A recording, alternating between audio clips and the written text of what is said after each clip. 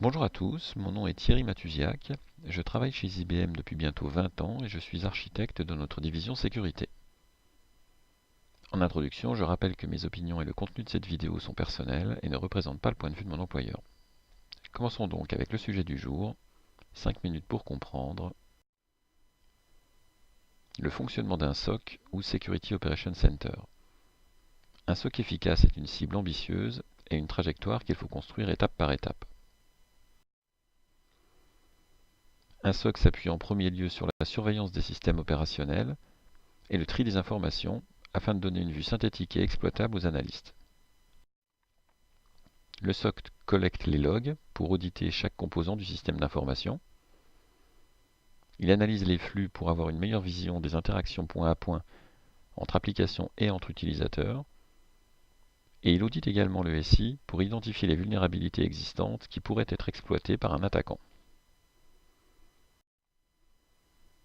Quand une analyse complémentaire s'avère nécessaire, les événements complexes et les comportements suspects peuvent être transmis à une équipe d'experts qui peut mener une enquête poussée pour statuer sur la réalité d'une attaque et comprendre son mode opératoire. Cette même équipe peut aussi faire une analyse proactive des systèmes pour traquer les incidents. C'est le fameux threat hunting, où l'analyste se met dans la peau d'un chasseur à la recherche des attaques. Les experts peuvent s'appuyer sur une quantité d'informations externes, les échanges avec d'autres équipes de sécurité, l'analyse du dark web et de nombreuses sources ouvertes. Une nouvelle vulnérabilité est révélée sur un protocole de communication. Notre entreprise vient d'annoncer la mise en place d'une plateforme d'échange en ligne pour ses collaborateurs. Les comptes de certains de nos clients sont apparemment en vente sur le dark web. Autant d'événements qui peuvent avoir des conséquences pour notre entreprise et dont les experts sécurité vont pouvoir tenir compte dans leurs investigations. Dès qu'un incident est confirmé, que ce soit grâce à une règle de corrélation automatique ou après plusieurs jours d'enquête, il peut être transmis à une équipe dédiée qui va assurer le retour à la normale et pourra également demander aux spécialistes de documenter les faits ou de réaliser une analyse à froid en profondeur pour mieux comprendre le mode opératoire et éviter que des faits similaires se produisent à nouveau.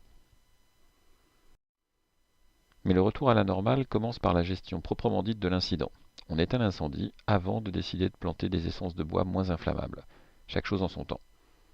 Et cette gestion des incidents passe par le lancement d'actions curatives, comme l'installation d'un patch, la révocation d'un compte ou le renforcement des contrôles à l'entrée d'un bâtiment. Des actions qui peuvent avoir été réfléchies en amont et être adaptées aux risques et à la réglementation en vigueur. Face à la complexité croissante des systèmes d'information et des attaques, les experts peuvent désormais s'appuyer sur les technologies d'intelligence artificielle qui vont analyser le paysage des menaces et les aider à qualifier plus vite les suspicions d'incidents. Le SOC va évoluer au fil du temps pour s'adapter aux nouvelles menaces, tenir compte des incidents constatés et étendre progressivement sa couverture. Nouveaux scénarios d'attaque, nouvelles applications protégées, mais aussi évolution du métier de l'entreprise. Il sera aussi intéressant de simuler des attaques, à la fois pour s'assurer que les mesures de détection mises en place sont efficaces, que les procédures de gestion des incidents fonctionnent bien, mais aussi pour sensibiliser et former l'ensemble des intervenants. Enfin, le SOC est la tour de contrôle de la plateforme de sécurité en entreprise, mais il ne remplace pas les cellules de sécurité qui vont protéger les bases de données, vérifier la qualité des applications, contrôler les droits d'accès des utilisateurs et s'assurer que les systèmes sont proprement mis à jour, en appliquant en particulier régulièrement les patchs de sécurité.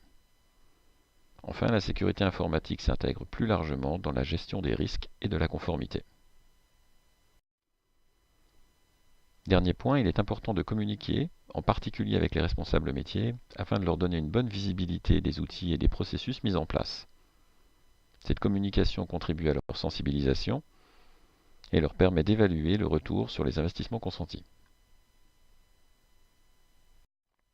Ceci conclut cette vidéo, en espérant que vous l'aurez trouvée utile. N'hésitez pas à me contacter sur LinkedIn pour échanger sur les SOC ou la sécurité en général.